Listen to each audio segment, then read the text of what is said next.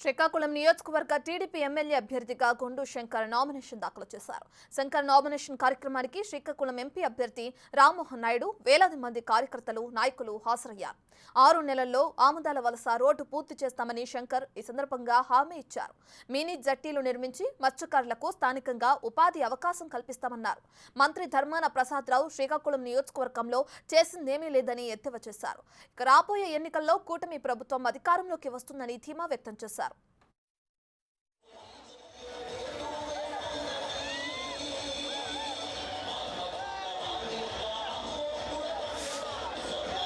నియోజకవర్గ ప్రజలందరూ కూడా గత 3 సంవత్సరాలుగా నన్ను చూస్తున్నారు.